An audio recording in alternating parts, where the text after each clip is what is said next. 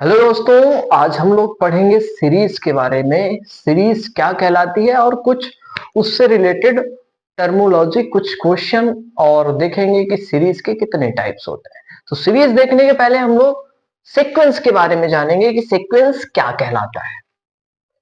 Sequence, देखिए, sequence is a function. Sequence is a function. Sequence क्या होता है? एक तरीके का फंक्शन होता है जिसका domain whose domain is a set of natural number.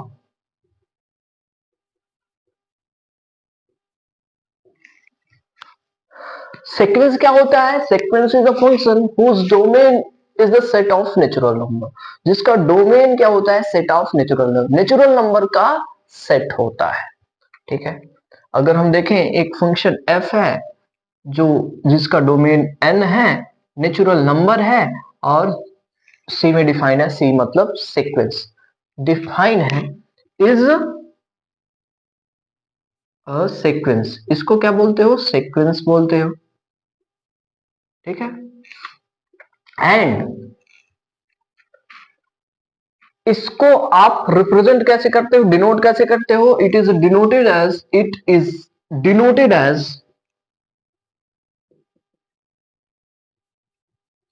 F N x.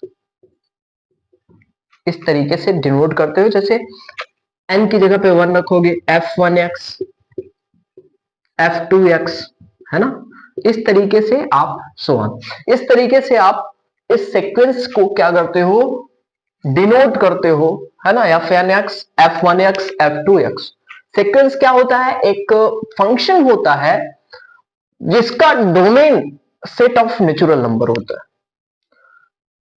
अब इसको डिनोट करते हो f1x से, f1x से, f2x से, f3x से, सो ऑन। सीरीज को देखते हैं। सीरीज क्या कहलाती है? सीरीज बाय एडिंग और सब्सट्रैक्टिंग।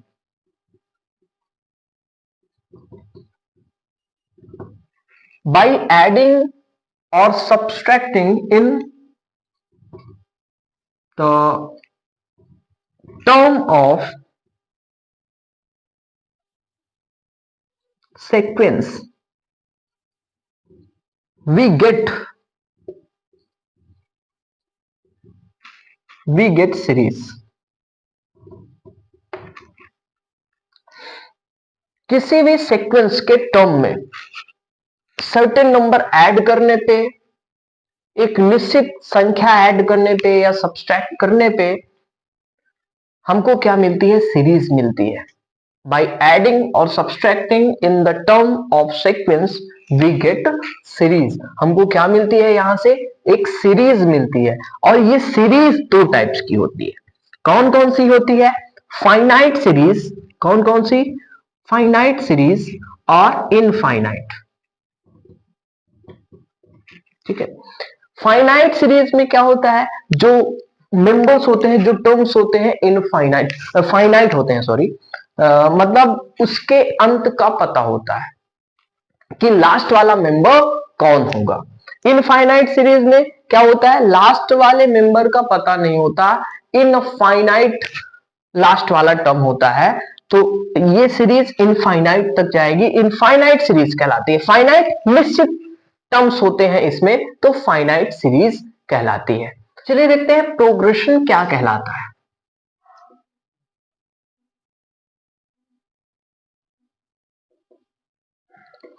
प्रोग्रेशन क्या कहलाता है?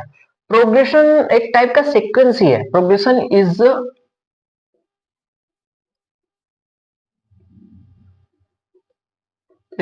A sequence. एक तरीके का सीक्वेंस ही कहलाता है ना। Progression is a sequence whose term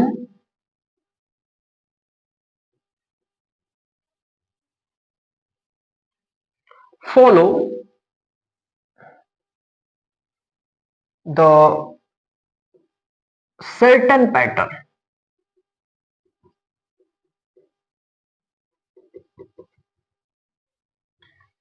एक जो सीक्वेंस के टर्म्स होते हैं वो फॉलो करते हैं एक पैटर्न, सर्टेन पैटर्न्स को फॉलो करते हैं। दैट इज, इसका मतलब ये भी हो सकता है कि जो टर्म्स होते हैं are arrange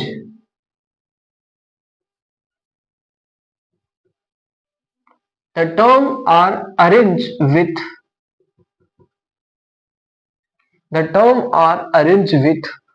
definite rules.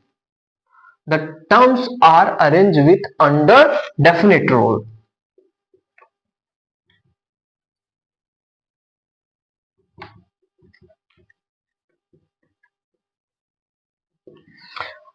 Progression is the sequence. Progression एक तरीके का सीक्वेंस होता है whose term follow the certain patterns, जिसके टर्म्स होते हैं फॉलो करते हैं सर्टेन पैटर्न्स को। दैट इज, आप बोल सकते हो the terms are arrange with under the definite rules. जो टर्म्स होते हैं अरेंज होते हैं एक डिफरेंट रूल्स के तहत, है ना। ये 3 टाइप्स के प्रोग्रेशन होते हैं। मेनली कितने टाइप्स के प्रोग्रेशन होते हैं? 3 टाइप्स के। कौन कौन से हैं? 3 टाइप्स हैं उसके। अर्थमेटिक प्रोग्रेशन,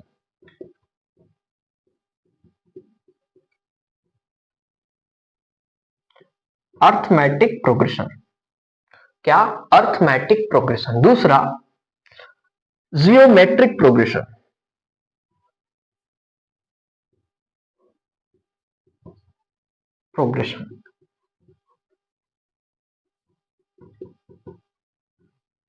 तीसरा है हार्मोनिक प्रोग्रेशन।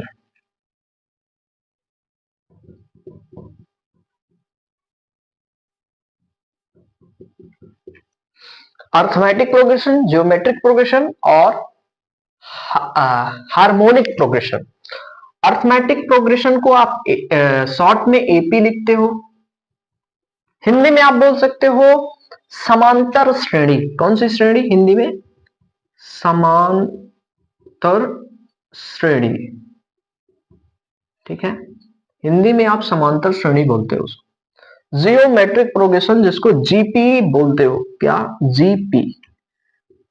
इसको आप क्या बोलते हो? गुणात्मक श्रेणी। क्या? गुणात्मक, हिंदी में गुणात्मक श्रेणी बोलते हैं। ये हार्मोनिक प्रोग्रेशन है, इसको शॉर्ट में एचपी बोलते हो। या आप इसको बोल सकते हो हरात्मक श्रेणी।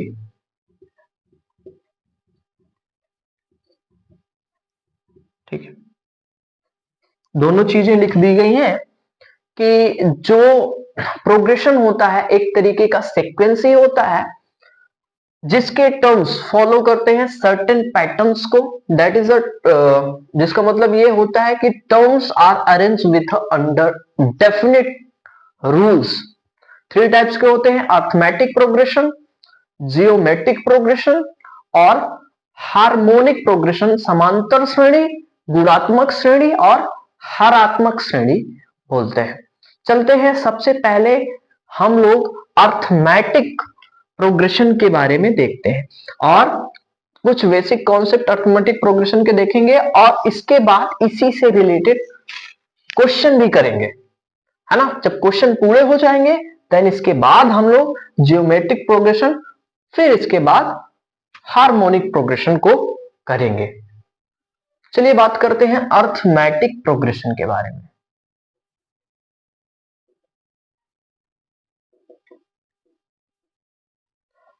मीन्स एपी, एपी एपी के बारे में बात करते हैं। मीन्स समांतर श्रेणी के बारे में बात करते हैं। Sequence is said to be the AP। Sequence को बोल सकते हैं एपी कब बोल सकते हैं? व्हेन डिफरेंस मींस डी से डिनोट करते हो, D is equal to T N minus T N minus one is constant, is constant. क्या हो सीक्वेंस कब कहलाती है? अर्थमेटिक प्रोग्रेशन जब difference T N minus one means जो आप क्लास 10th में पढ़े होंगे D common difference, D common difference के बारे में पढ़े होंगे, ये वही है। और यहाँ पे टी एन का यूज टर्म के बेसिस पे किया गया है, लेकिन यहाँ पे ए एन भी लिख सकते हो आप। डी एन क्या है? Common difference. डी एन क्या है? डी क्या है? कॉमन डिफरेंस है।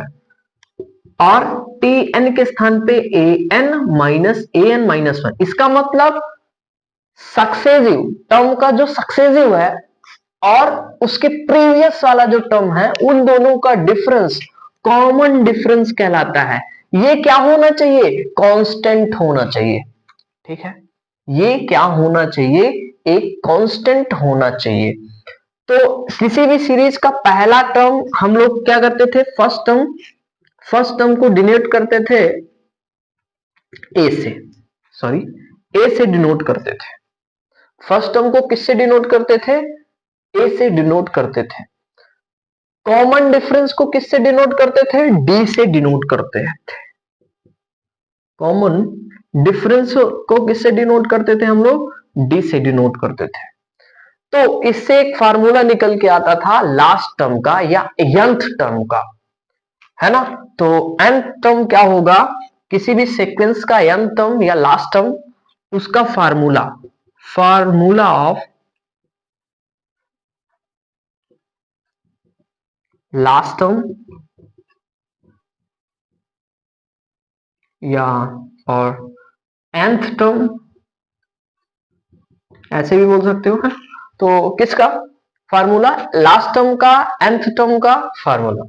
तो ये चाहे इसको आप डिनोट करो an से या चाहे डिनोट करो l से, एक ही बात है ना? तो इसका फार्मूला जो आपने 10th क्लास में पढ़ा था, क्या पढ़ा था? पहला जो टर्म होता है a plus n minus one और इनटू में क्या? d। ये nth टर्म या लास्ट टर्म निकालने का फार्मूला है। an या l is equal to a plus N minus one into T.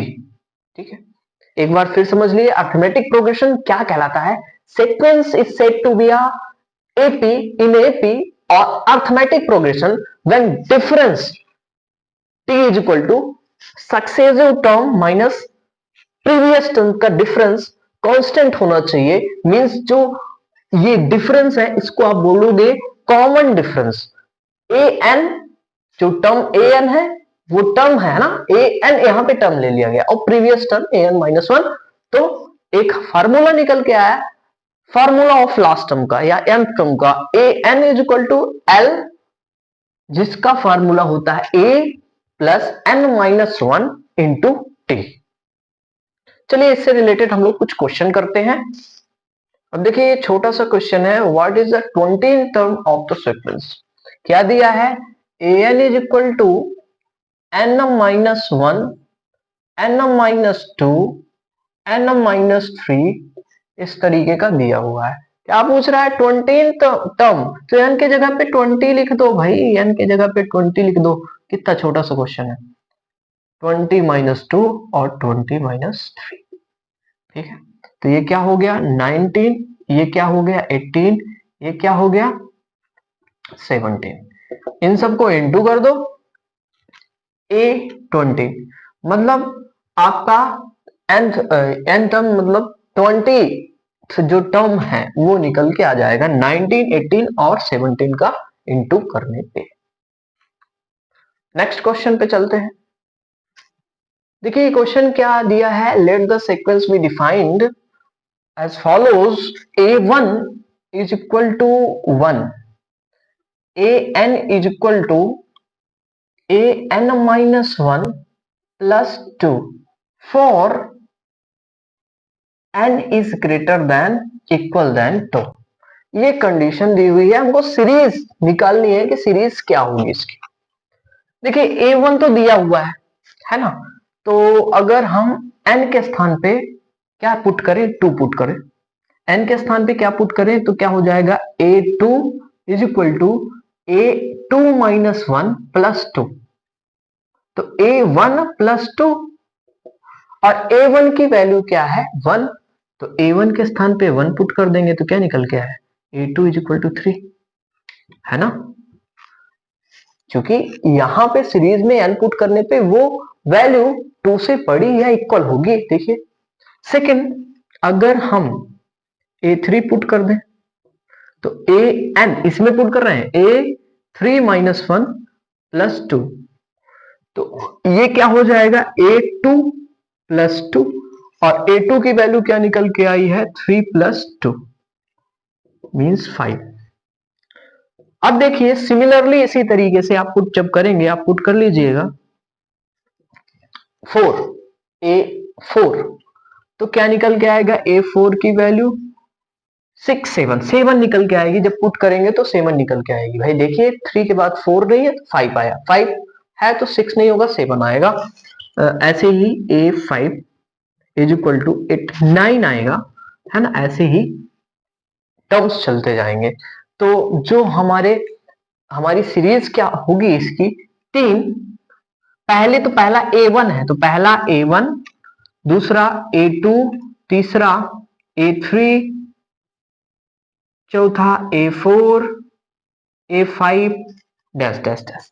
A1 के स्थान पे क्या था 1 था, A2 के स्थान पे क्या है 3 है, A5 के स्थान पे क्या है A3 के स्थान पे क्या है 5 है और A4 के स्थान पे 7 है, A5 के स्थान पे 9 है डैश डैश डैश। ये हमारी सीरीज चल रही है, ये हमारी एक सीरीज मिल गई। अब इसमें देखिए कॉमन डिफरेंस 2 का सब में है ना। ये जो सक्सेसिव है टर्म 3 में 1 माइनस करेंगे तब भी 2, 5 में 3 माइनस, हर जगह डिफरेंस क्या निकल के आ रहा है, हर जगह डिफरेंस 2 निकल के आ रहा है। तो हमारी ये एक सीरीज मिली जिसको आप बोलोगे एपी या अर्थमेटिक सीरीज, जहां पे सभी जगह कॉमन डिफरेंस सेम हो या कांस्टेंट हो, वो हमारी अर्थमेटिक सीरीज कहलाती है। चलते हैं नेक्स्ट क्वेश्चन में। ये क्वेश्चन शायद आपसे बन गया होगा, बहुत सिंपल था ये। अब देखिए ये क्वेश्चन चेक करना है कि अर्थमेटिक सीरीज में है कि नहीं, एपी सीरीज में है कि नहीं। F X is equal to दिया है 3x प्लस 5, एफ एक्स क्या दिया है, एफ एक्स दिया है 3x प्लस 5। एक चीज आप जरूर ध्यान रखेंगे, क्या है वो चीज, कि जब कोई लीनियर फंक्शन है, एफ एक्स लीनियर है, मतलब वेरिएबल की जो पावर है 1 है, लीनियर है, तो वो एपी सीरीज में होगा। अब देखिए मैं इसको प्रूफ करके दिखाता हूं। डायरेक्टली इस तरीके का एक लीनियर फंक्शन दिया रहे तो एपी सीरीज में होता है ना। तो इसको मैं चेक करता हूं, प्रूफ करता हूं, है ना। प्रूफ करता हूं। देखिए अगर x के स्थान पे 1 पुट करें तो 3 इंटू 1 प्लस 5, तो 5 3 इंटू 1 3 ही आएगा, तो 5 और प्लस 3 कर देंगे तो 8 निकल के आएगा। दूसरा F2 रखोगे, F2 रखोगे तो 3 इंटू 2 प्लस 5, 3 2 जा 6 प्लस 5 6 5 11। दूसरा F3 रखो, F3 रखो 3 इंटू 3 प्लस 5, 3 3 जा 9 प्लस 5 9 5 14 14 निकल गया है। तो हम क्या मिला है 8 11 14, सबके बीच का डिफरेंस 3 3 का मिल रहा है। देखिए यहाँ भी डिफरेंस 3, यहाँ पे भी डिफरेंस 3, मतलब हर टर्म सक्सेसिव टर्म के और उसके प्रीवियस टर्म का डिफरेंस क्या है 3 है। इसका मतलब हमारा कॉमन डिफरेंस क्या निकल के आए कांस्टेंट, और कांस्टेंट होगा तो ये एपी सीरीज में हो जाएगी। अब बात आती है कि बिना देखे कॉमन डिफरेंस कैसे निकालोगे। तो अगर लीनियर फंक्शन है तो जो x का कोफिशिएंट होता है, x का कोफिशिएंट ऑफ किसका, coefficient of of x, coefficient of x जो होता है वही हमारा कॉमन डिफरेंस बन जाता है, कॉमन डिफरेंस होता है। मतलब कॉमन डिफरेंस का मतलब डी हमारा वही होता है। यहां पे देखिए डी क्या है, 3 है, तो डी 3 है। तो हमने बहुत सारी चीजें इसमें निकाली। क्वेश्चन में केवल पूछ रहा था कि ये सीरीज ए फंक्शन एपी में है कि नहीं। हमने क्या निकाला, हमने इसका कोफिशिएंट भी निकाला और प्रूव भी किया कि ये फंक्शन कैसे एपी में है ना। जब आपको इस तरीके का फंक्शन दिया लिखा मिले और पूछे कि इसका कॉमन डिफरेंस क्या होगा, तो आप इतना कहोगे कि x का जो कोफिशिएंट होता है वही कॉमन डिफरेंस निकल के आता है। ठीक है, कोई भी आप एक फंक्शन ले सकते हो, लीनियर फंक्शन ले सकते हो, वो एपी में होगा। ठीक है, तो ये एग्जांपल आपको बहुत अच्छे तरीके से समझ में आ गया होगा। अब इस सीरीज में दिया है कि लास्ट से 9th टर्म निकालने हैं, लास्ट से 9th टर्म निकालना है और सीरीज दी है क्या, 2 + 6 + 10 डैश डैश डैश 86 ये दिया हुआ है। ठीक है, हम लोग क्या निकालना सीखे हैं, स्टार्टिंग से निकालना सीखे हैं। स्टार्टिंग से हम लोग 9th टर्म निकालते हैं, कोई दिक्कत नहीं होगी। तो स्टार्टिंग से 9th टर्म क्या होगा, देखो स्टार्टिंग से 9th टर्म क्या होगा, हम लोग फार्मूला क्या पढ़े, a + n - 1 × d। a क्या है, पहला टर्म यहाँ पे 2 है, तो a के जगह पे 2 रखो, n के स्थान पे क्या रखोगे, 9th टर्म है ना, तो 9 - 1 और डिफरेंस, कॉमन डिफरेंस इन दोनों का क्या निकल के आता है, 4, सभी जगह 4 निकल के आ रहा है। तो पहला चेक करते हैं और डी के स्थान पे 4 रखते हैं। 2 + 19 - 1 18 और इंटू 4, 18 दूनी 36, 18 3 54, 18 4 72। तो 2 + 72, अब हमारा क्या निकल के आया, 74। तो स्टार्टिंग से हमारा ये स्टार्टिंग से हमारा 9th टर्म तो निकल के आया। पूछ क्या रहा है, इंड से 9th टर्म निकालो। तो अब देखो इंड से 9th टर्म कैसे निकालते हैं, ये देख लो इंड से 9th टर्म कैसे निकालते हैं। फार्मूला में देखिए क्या चेंजेस होता है, a + n - 1 यही रहेगा, लेकिन d सीरीज में जब इस तरीके से स्टार्टिंग में जाओगे तो धनात्मक होगा, मतलब पॉजिटिव में होगा। जब उल्टा जाओगे तो निगेटिव में होगा, किसमें, निगेटिव में होगा, तो d - t हो जाएगा। तो फार्मूला क्या निकल के आता है, जब इंड से पूछे तो a - n - 1 × d ये निकल के आता है हमारा। ये जब इंड से पूछे, कोई भी वैल्यू इंड से पूछे, जैसे 9th टर्म पूछ रहा है इंड से, तो ये वाला फार्मूला लगाएंगे। स्टार्टिंग से पूछता तो ये वाला फार्मूला लगाते हैं। चलिए पहला टर्म देखते हैं। तो पहला टर्म यहां पे नहीं, लास्ट टर्म इसको मानोगे, इसको लास्ट टर्म मानोगे, क्या करोगे, लास्ट टर्म an भाई, स्टार्टिंग से ये जो वाला टर्म हो जाएगा पहला हो जाएगा, इंड से लास्ट से ये वाला पहला हो जाएगा, इसलिए यहां पे l लिखोगे। मैंने a लिख दिया, अपने समझने के लिए आप l लिखोगे। तो l लास्ट वाला टर्म मींस लास्ट का पहला। तो लास्ट का पहला क्या है, 86 है, माइनस n क्या है, n हमारा 19 है, -1 d सब जगह क्या डिफरेंस निकल के आ रहा है, 4 निकल के आ रहा है।